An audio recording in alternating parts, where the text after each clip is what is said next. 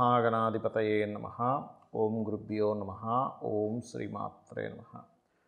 పరమేశ్వర స్వరూపమైనటువంటి జ్యోతిష, వాస్తు మరియు ఇతర అనేకమైనటువంటి శాస్త్రములను మనకు అందించినటువంటి మహర్షులకి నమస్కారం.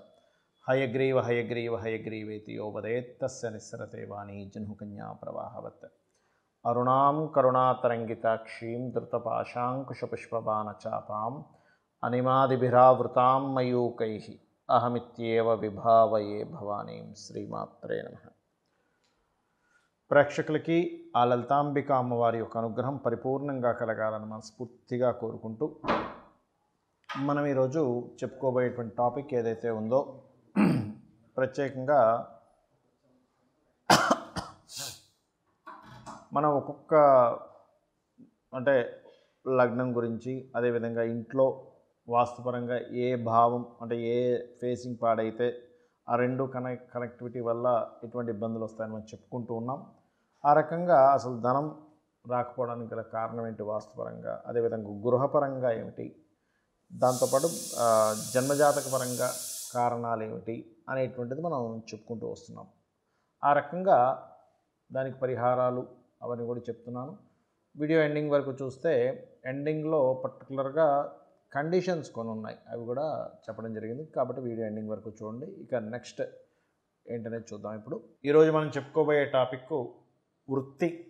జ్యోతిష్శాస్త్రంలో వృత్తిని కంట్రోల్ చేసేటువంటి గ్రహం కానివ్వండి, వృత్తి భావమును తెలిపేటువంటి గ్రహం కానివ్వండి, దశమ స్థానము అంటారు. దశమ స్థానాధిపతి కానీ, దశమ స్థానం కానీ శని భగవానుడు కానీ, న్యాచురల్ 10th లార్డ్ శని భగవానుడు. అందుకే శని భగవానుడిని చూడాలి. అక్కడ పాడయ్యాడు అనుకోండి, వాళ్ళ జన్మజాతకంలో ఏ పాపకత్తిరిలో పడడమో, లేనట్లయితే పాప వీక్షణలు కలిగి ఉండడమో, దశమాన్ని ఇంకో గ్రహానికి అందిస్తే ఆ గ్రహం కూడా వీక్గా ఉన్నప్పుడు వాళ్ళు చతుర్థ స్థానం, కొంతమంది చూడండి చతుర్థం బాగుంటుంది, దశమం బాగోదు. వాళ్ళ స్కూల్స్లో, కాలేజీలో వాళ్ళు ఫస్ట్ ర్యాంక్లో ఉంటారు, కానీ వృత్తి దగ్గరికి వచ్చేసరికి వాళ్ళకి దొరకవు. అర్థం కాదు చూసేవాళ్ళు. కానీ ఏమిటిది, చదివేటప్పుడేమో అద్భుతంగా చదివాడు, అందరి చేత మనల్ని పొందాడు, అతను అమ్మాయి కావచ్చు, అబ్బాయి కావచ్చు మెడల్స్ సంపాదించాడు, కానీ వృత్తి దగ్గరికి వచ్చేసరికి ఆ వ్యక్తికి అనుకున్నంత స్థాయిలో వెళ్ళలేకపోతున్నాడు ఏమిటి అని అర్థం కాదు. ఇక్కడే మనిషి ఆలోచించడం మొదలు పెడతాడు. ఏమిటి, ఏదైనా అదృష్టం అనేటువంటిది ఏదైనా ఉందా, అసలు ఎందుకు, ఏం జరుగుతుంది? ఎందుకంటే నేను చాలామందిని చూశాను, అద్భుతమైనటువంటి చదువు చదివి కూడా ఉద్యోగాలు లేక, వ్యాపారాలు సరిగ్గా సాగక ఇబ్బంది పడేవాళ్ళు. ఎందుకు అంటే వాళ్ళకి ధనయోగాలు లేకపోవడమో, వృత్తి స్థానాలు సరిగ్గా లేకపోవడమో జరుగుతూ ఉంటుంది. అలాంటప్పుడు శాస్త్రంలో చెప్పినటువంటి విషయాల్ని మరియు యాక్టివేషన్ ఎలా చేసుకోవాలో నేను మీకు ఇప్పుడు చెప్తాను. ఇక్కడ ముఖ్యంగా మీ లగ్నం ఏదైనా, మీ రాశి ఏదైనా, మీ నక్షత్రం ఏదైనా, ముఖ్యంగా లలితా సహస్రనామాల్లో మొదటి నామం ఉంటుంది. ఓం శ్రీమాత శ్రీ మహారాజ్ని శ్రీమత్ సింహాసనేశ్వరి నమః అనే మంత్రాన్ని రోజు అరగంట చేసుకోండి. మీ ప్రయత్నాలు మీరు చేస్తూ చేయండి. ఇంట్లో కూర్చుంటాను, ఏ ప్రయత్నం నేను మంత్రం చేసుకుంటానంటే కాదు. మంత్రం ఏం చేస్తుందంటే మీరు చేసే ప్రయత్నానికి సరైన వ్యక్తులు మీకు తారాసపడేలాగా, మీ ప్రయత్నం సరైన మార్గంలో చేసేలాగా మీకు శక్తిని ఇస్తుంది. మీ ప్రయత్నం సరైన మార్గంలో చేసేలాగా అర్థం చేసుకోండి. ఎలా అంటే ఒక బల్బు ఉంది, బల్బుగా వెలగదు. బల్బుకి వెనకాతల పవర్ కావాలి. పవర్ అనేటువంటిది ఉంటే బల్బు వెలుగుతుంది. ఎలాగో మనము ఈ జీవుడు అమ్మవారి అనుగ్రహం అనేటువంటిది, లేదా ఈశ్వరుడు అనుగ్రహం అనేటువంటిది ఏదైతే ఉందో, ఈశ్వరుడు కావచ్చు, విష్ణువు కావచ్చు, గణపతి కావచ్చు, శక్తి దేవతలు ఎవరైనా కావచ్చు, నేను చెప్పేది ఆ ఎనర్జీ కనెక్ట్ అయితే కానీ, ఇది ఎలా అయితే బల్బు వెలగదో, ఈ ఎనర్జీ కనెక్ట్ అయితే కానీ జీవుడు చేసేటువంటి ప్రయత్నం సఫలీకృతం అవ్వదు, ఆ భావం యాక్టివేషన్ అవ్వదు. అలాగే దశమాధిపతి పాపకత్తిరిలో ఉన్న, పాపగ్రహాలతో కూడున్న, శనిపాడైనా బాగుండదు అని మనం చెప్పుకున్నాం. అయితే దీనికి ఏమిటండి పరిహారం? మరి ఎలాగా అంటే ఒక్కొక్క లగ్నం వారు ఒక్కొక్క పరిహార మార్గం ద్వారా దీన్ని యాక్టివేట్ చేసుకోవచ్చు. ఇది జనరల్గా చెప్పేది. మీ పర్సనల్ చార్ట్లో ఇన్డెప్త్గా వేరే ఉంటుంది. మళ్ళీ ఇది బాగా అర్థం చేసుకోండి. దానికి సరైన date of birth, time, place అన్నీ ఉండాలి. అయితే నేను అందరికీ పనికి రావాలి అంటే అందరికీ పనికి వస్తుంది కాబట్టి చెప్తున్నాను ఈ విషయం. మేషలగ్నం ఉంది, మీరు చేయవలసింది ఏమిటి, నవగ్రహాలలో ప్రత్యేకంగా మీరు శుక్ర బుధ గ్రహాల దగ్గర దీపారాధన చేయండి. అది నెయ్యితోనైనా నూనెతోనైనా పర్లేదు. శుక్ర బుధ గ్రహాలకు చేయండి. ఖచ్చితంగా మీ యొక్క వృత్తి సంబంధించినటువంటిది గ్రోత్ అనేది స్టార్ట్ అవుతుంది. వృషభ లగ్నం వారు కూడా శుక్ర బుధ గ్రహాలకే చేయాలి.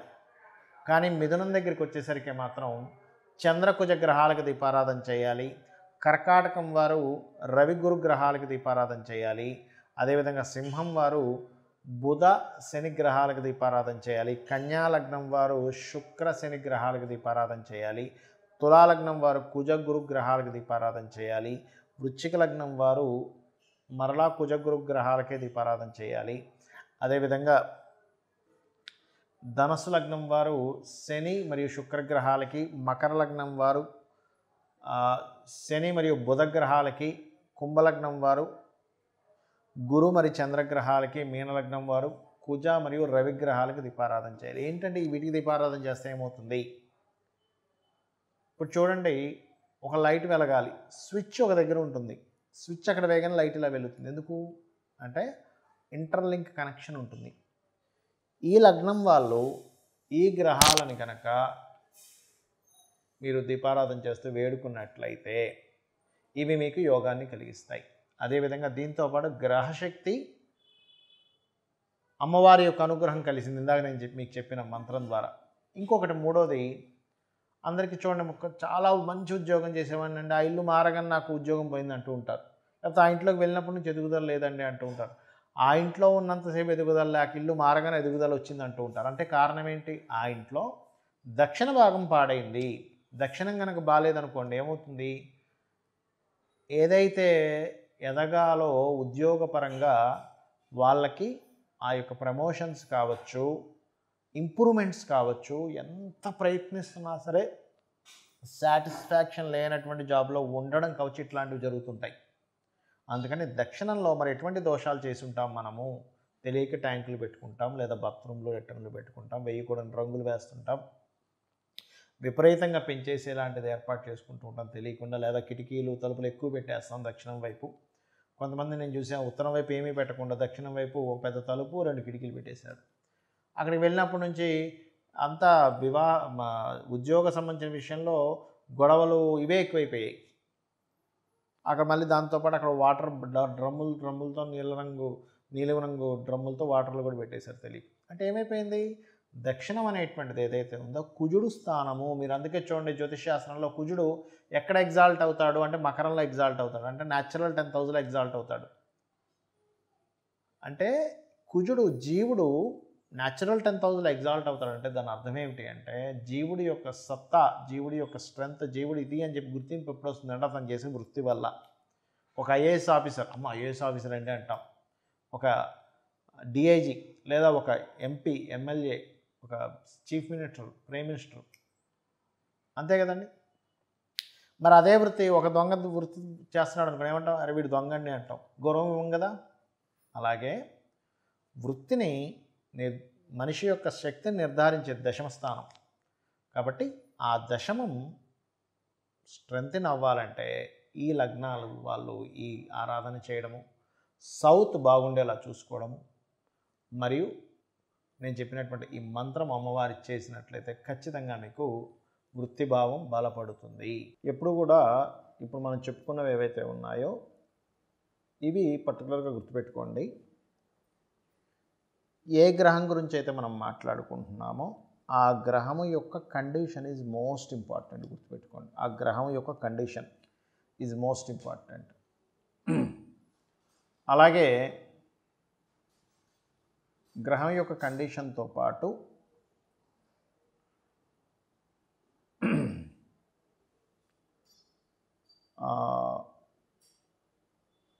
ఇంట్లో ఉన్నటువంటి వాస్తుపరంగా ఇప్పుడు మనం చెప్పుకున్నటువంటిది, దీంతోపాటు పర్టికులర్గా మీరు చేసే ఉపాసన ఏదైతే ఉందో, అంటే ఉదాహరణకి రవి బాలేడు అని మనం జన్మజాతకంలో గుర్తించాము, తూర్పు భాగం బాగాలేదని మనం గుర్తించాము. అలాంటప్పుడు చాలామంది చేసే మిస్టేక్ ఏంటంటే రవి బాగోలేడు అనగానే రవికి సంబంధించిన రత్నం పెట్టేసుకుంటారు. అది కాదు చేయాల్సింది. బాగోలేని పదార్థం మనం తింటామా, దూరంగా పెడతామా అంటే దూరంగా పెడతాం. ఫుడ్ ఐటెం కోణంలో మనం చూస్తే బాగుంది ఏదైనా గ్రహం, అంటే ఉదాహరణకి మీకు చంద్రుడు బాగున్నాడు, మీ లగ్నానికి శుభుడు, అలాంటప్పుడు రత్నం ధరించాలి. ఆ పోర్ట్ఫోలియో మంచి ఫలితాలు ఇస్తున్నాయి అన్నప్పుడు ఇది మెయిన్ బేసిక్గా మీరు తెలుసుకోవాల్సిన అంశం. అలాగే అంటే నేను ఎందుకు చెప్తున్నా అంటే ఈ మాట, చాలామంది ఈ గ్రహం బాగాలేదు అనగా నా గ్రహం రత్నం పెట్టుకుంటారు. అది అస్సలు పనికిరాదు. మీ లగ్నానికి శుభుడై ఆ మహాదశ నడుస్తూ కొంచెం బలం తక్కువగా ఉందండి, కాకపోతే దాని పోర్ట్ఫోలియోస్ బాగా వచ్చాయి కానీ అంత బలంగా లేదు, మంచి పోర్ట్ఫోలియోస్ వచ్చాయి కానీ బలంగా లేదు అన్నప్పుడు అప్పుడు పెట్టుకోవడం వేరు. కానీ మీ గ్రహం మీ లగ్నానికి మీ యొక్క దానికి పాప ఫలితాలు ఇస్తూ ఇంకా కంప్లీట్గా డౌన్లోకి వెళ్ళిపోయినప్పుడు అసలు ఆ రత్నాలు పెట్టకూడదు, ఆ రంగు వస్త్రాలు వేయకూడదు. ఇది మెయిన్గా ప్రైమరీగా మీరు తెలుసుకోవాలి. అలాగే మరొకటి ఏంటంటే, ఇక్కడ దేవతా సంబంధించినటువంటి ఉపాసన చేసేటప్పుడు కూడా పలానా ప్లానెట్ బాగాలేదంటే అదేమో మీ మీద కక్షగట్టి బాగుపోవడం కాదు, మీరు చేసుకున్నటువంటి కర్మే ఆ గ్రహ రూపంలో ఆ భావ రూపంలో వచ్చి, అంటే భావాధిపతి అంటారు, భావోభావమర్తి కాదు, భావ అంటే ఆ యొక్క భావ రూపంలో వచ్చి, అంటే లగ్న భావము, ద్వితీయ భావము, తృతీయ భావము, చతుర్థ భావం అని ఉంటాయి, ఆ యొక్క రూపంలో వచ్చి మీకు అక్కడ కనెక్టివిటీ అనేటువంటిది ఆ రకంగా ఇస్తూ ఉంటుంది. కాబట్టి ఇక్కడ మీరు అర్థం చేసుకోవాల్సిన అంశం ఏమిటి అంటే, ఏదైతే ఈ కాంబినేషన్ ఉందో దీన్ని ఫస్ట్ క్లుప్తంగా క్లారిటీగా చూసుకోవాలి. ఇక్కడ మరొక విషయం ఏంటంటే, ఈ గ్రహాలు ఎలా ఉన్నా, ఏలినాటి శని నడుస్తున్నా, లేకపోతే వాస్తు ఎలా ఉన్నా, ఏదైనా గుర్తుపెట్టుకోండి, మీరు గనక ఒక్క విషయం కనుక మీరు చేయగలిగితే, సమస్త అంటే 7 సప్తగ్రహాలు 2 ఛాయాగ్రహాలు నవగ్రహాల యొక్క స్థితి ఎలాగున్నా మీకు, అంటే ఇంకా కుదరని పక్షంలో వాస్తుదోషంలో ఉన్న ఇంట్లో ఉన్న, ఎందుకంటే వాస్తుదోషం ఉంది రెంటల్ అనుకోండి మారిపోవచ్చు, అదేం పెద్ద కష్టం కాదు, మంచి వాస్తు ఇంట్లోకి వెళ్ళచ్చు.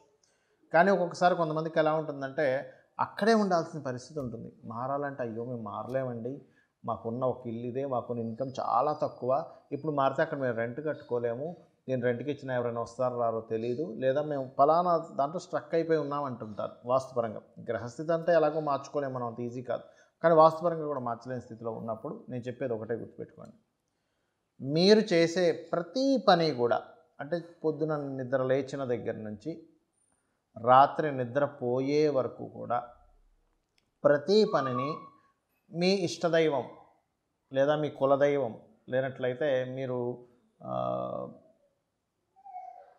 ఏదైనా ఒక దైవాన్ని ఆరాధిస్తున్నారు, ఆ దైవతా ఆరాధనకి మీరు చేసే ప్రతిదీ కూడా సమర్పిస్తూ చేయండి.